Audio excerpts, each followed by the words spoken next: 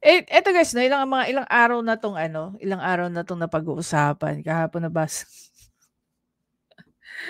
nakita ko nakapag-live pa si Attorney Libayan tungkol dito. Tas yung title niya, basahan. So, ang ginawa ni Attorney Libayan, pinagbabasa niya lang yung mga ano, yung, yung comment section dun sa issue ni ano, Alice Guo. Grabe lap trip ni Attorney Libayan. Mukhang talagang pagod at puyat kaya nag-lap trip na lang. Anyway, yun, shoutout sa iyo, Attorney Libayan, na nakasama natin yesterday. Ano ba yesterday? Yesterday is a Friday, right? Ayan. Anyway, so, pag-usapan nga natin itong naging perwisyong tradisyon ng San Juan.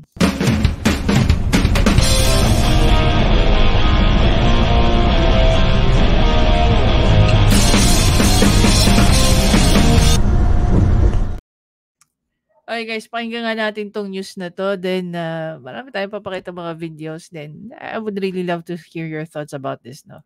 Tourism and Cultural Office Affairs in Wait. ang City Tourism and Cultural Office Affairs ng San Juan sa mga naperwisyong individual sa katatapos na Wata Wata Festival.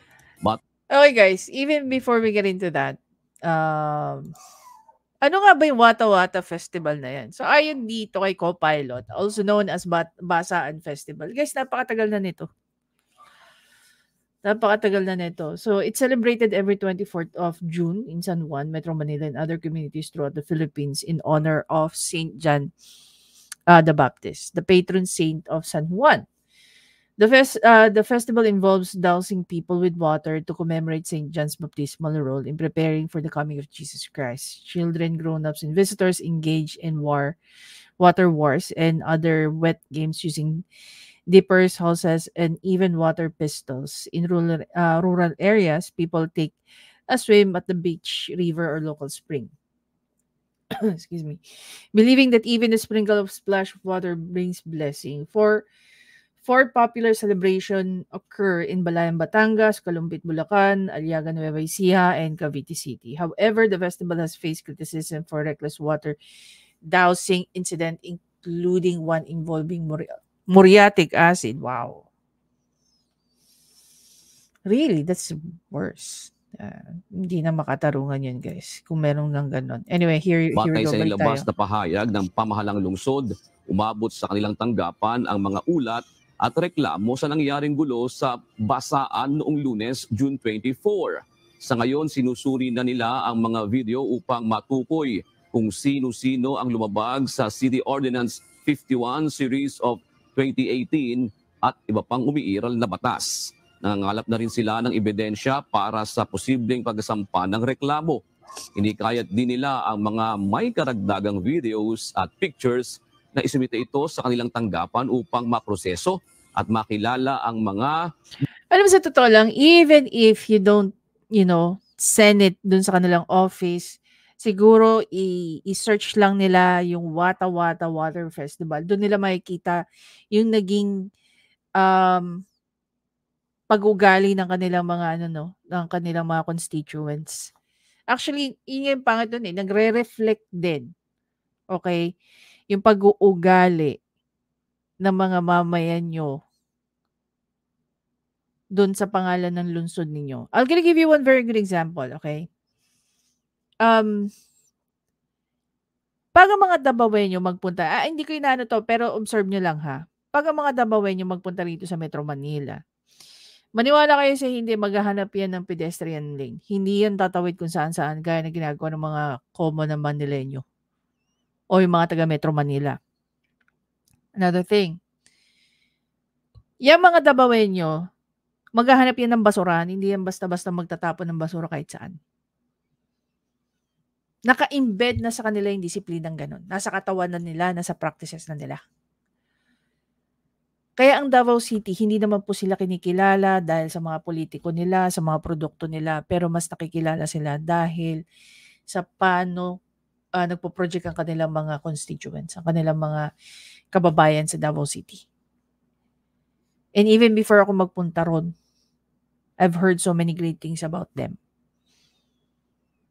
I was very fortunate enough na may kaibigan ako, si Tammy Kikoy. Ayan, doon sa mga hindi pa po nakaka-subscribe sa kanya, follow him. Yan, si Tammy Kikoy. Nung pumunta po siya sa Maynila, siya pa yung pinasyal ko sa loob ng Intramuros. Talagang hindi kami tatawid hanggat hindi siya tatawid sa isang pedestrian lane. And true enough, nung pumunta ako ng Davao City, ganun na ganun sila. Very uniform. Diba? Ngayon, babalik tayo rito sa nangyari sa Pasig City. Sa San Juan City. So yung kung ano yung pag-uugali nyo dyan, magre-reflect po yan, hindi lang sa pamilya nyo, pero sa buong community, kung saan po kayo napapabilang. Hindi ko naman sinasabing pangit ang ugali ng mga taga San Juan, Hindi, walang ganon. It's just that, minsan, para nakaka-proud din. Halimbawa, isa kang disiplinadong member ng isang society, ng isang community. Hindi ka lang nagiging proud sa sarili mo, nagiging proud din ang community mo sa'yo. Ang buong municipality mo, ang buong city mo. Pag nagpapakita ka ng kagandahan ng pag-uugali. Sa tingin niyo sa nangyaring to, ikatutuwa ito ng mga kapwa nila taga San Juan? Kung maraming reklamong inabot just to celebrate this Basaan Festival? Hindi, di ba? Lumabag sa mga panuntunan. Tiniyak din ito na Another question is, sinasabi nga sa batas natin na ignorance of the law excuses no one. Okay? Pero, karamihan ng mga na-involved dito, mga kabataan. Were they properly informed? Na, may city ordinance tayo na nagre-regulate na hindi nyo pwedeng gawin to, ganyan. If you do that, ito yung mga penalties ninyo. Diba? Paano kung batang involved dyan? Like halimbawa, yan.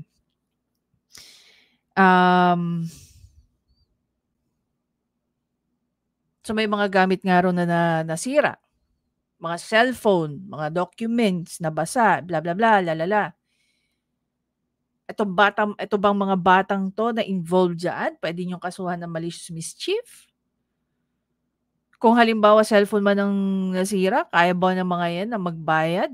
Paano kung i-demand nung may-ari nung mga gadgets, ipalitan mo ng brand new yan? Paano kung iPhone pa yung nasira? Diba? Patawan ng kaukulang parusa ang sinumang individual na mapatutunayang nagkasala. Makikita sa nag-viral na video ang pagharang at sapitang pagbasa sa mga dumaraang motorista ng ilang nakaisa sa pagdiriwang. Diba? Tingnan natin tong isa. Anong sabi rito nung nag-upload? Fiesta ng mga squammy, isa ka rin ba sa mga naperwisyo ng Wata Wata Festival ng San Juan? Ano masasabi mo? You know what? Here's the thing, I love celebrations like this. Siguro tama nga yung iba na nagsabi na kung alam mo na June 24 ngayon at piyesta dyan sa San Juan, huwag ka nang dumaan kasi siguradong mababasa ka. And yet, pag dumaan ka, that's on you. Tama? Agree ako dyan. Pero paano yung iba, the first time lang dadaan dyan, and they're not aware na may mga ganito palang klaseng event or mga papiesta na may mga ganito ring klaseng scenario. Can you blame these people na magalit sila? Kasi yun yung nangyari sa kanila. Panoorin natin yung mga clips na to.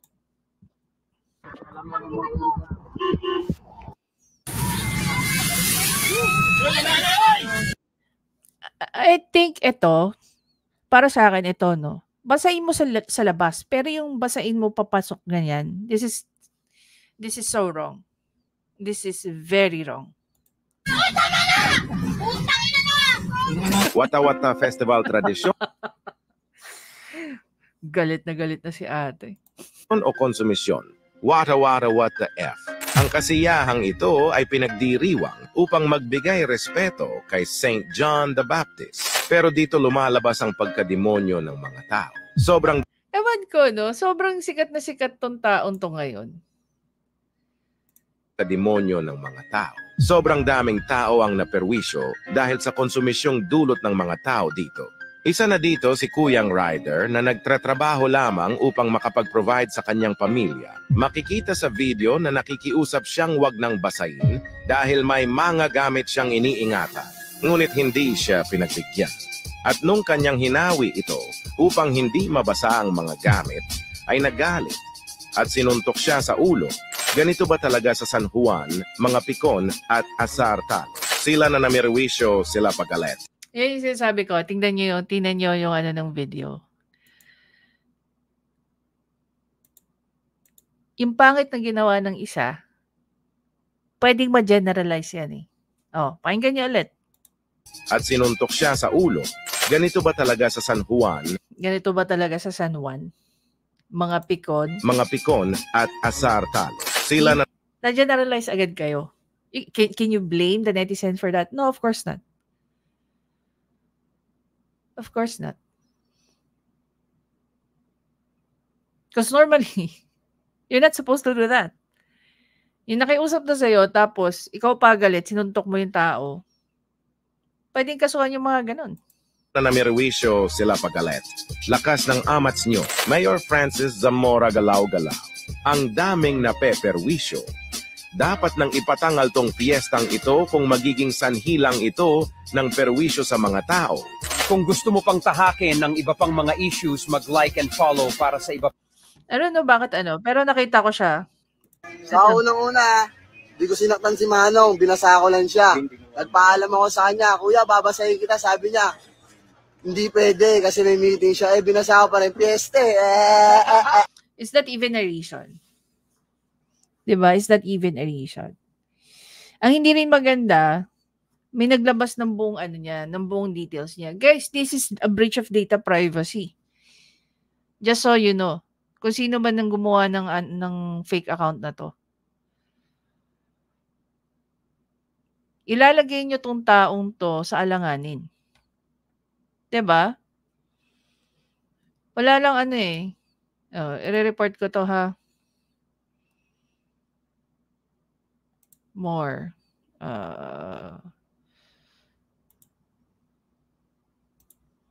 You're not supposed to do that. Ako, I'm a very big I'm a very big advocate of data privacy. So, yung mga ganitong bagay, hindi ko to sinusuportahan. But then again, kung sino man yung tawag dito, kung sino man ang nadehado nitong taong to, punta kayo ng barangay, punta kayo ng police. O kaya kung gusto nyo, punta kayo directly kay Mayor Zamora. 'Di ba? Sabi naman niya yun.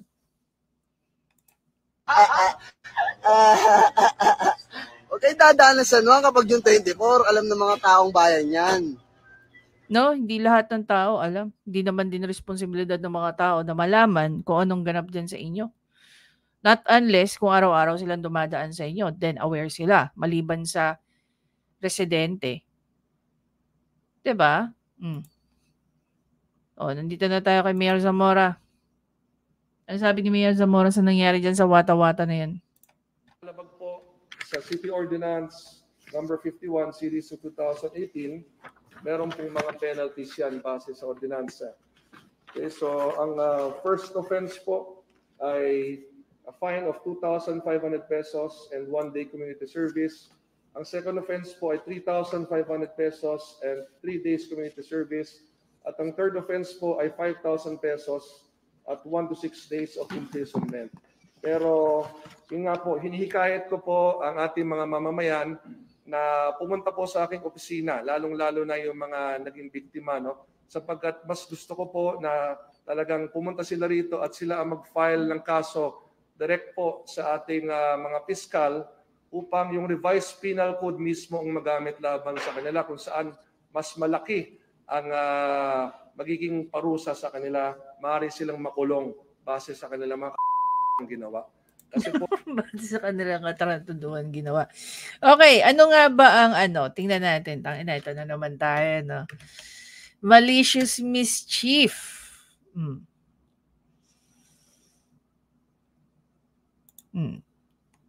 Under kay Nicolas de Vega Law Office. Basahin natin. Ano nga ba ang malicious mischief is punishable under Article 327 of the Revised Penal Code? Sabi dito, being mischievous may sound cute but it can land you to jail.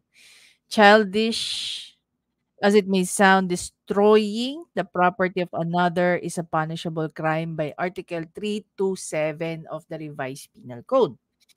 Ayon dito, as definition ng malicious mischief, who are liable for this crime? Any person who shall deliberately cause the property of another, any damage not falling within the terms of the next preceding chapter, shall be guilty of malicious mischief. As held in the case of Taginod versus People, the elements of malicious mischief are as follows. That the offender deliberately caused damage to the property of another, that such act does not constitute arson or other crimes involving destruction, that the act of damaging another's property be committed merely for the sake of damaging it. And then to the first element, damage means not only loss but also diminution of what is a man's own. Thus, damage to another's house includes defacing in revised. Okay. To constitute the crime of malicious mischief, the property destroyed must belong to another. Hence, when a person cuts the banana trees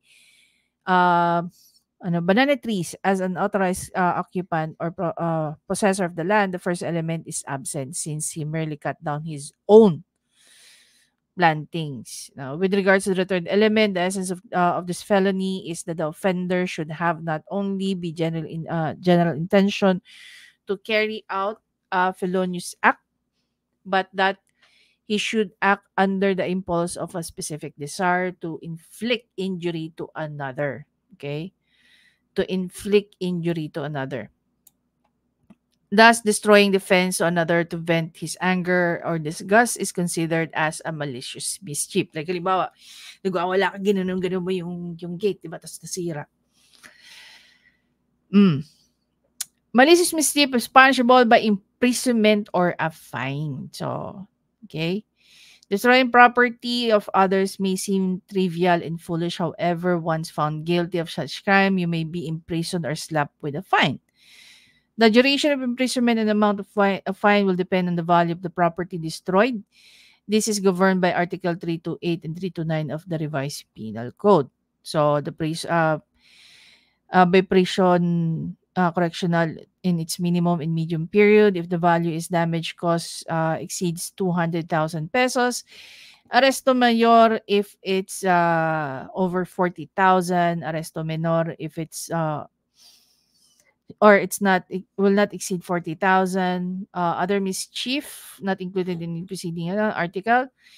Arresto mayor, maximum period if the value damage is 200,000. Arresto mayor if the in its minimum medium period, if such value is over 40,000, does not exceed 200,000. By arresto menor or fine of not less than the value of the damage caused and not 40,000 if the amount involved does not exceed 40,000 pesos or cannot be estimated. So, ito yung ito yung pwedeng pumasok sa malicious mischief. Again, magdedepende po yan sa naging scenario. Like, halimbawa, sinira na nila yung gamit mo, sinuntok ka pa. So, may slight physical, pwedeng pumasok ang slight physical injury doon. So, ulitin natin, magdedepende po yan kung anong sasabihin ng fiscal sa inyo. But definitely, meron mga possibility na pumasok itong mga bagay na to. And definitely, babayaran din nila kung magkano yung nasira nila sa iyo. Diba?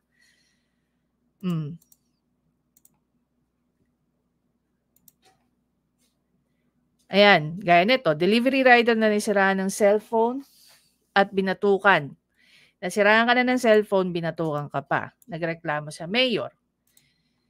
Ang sabi ni San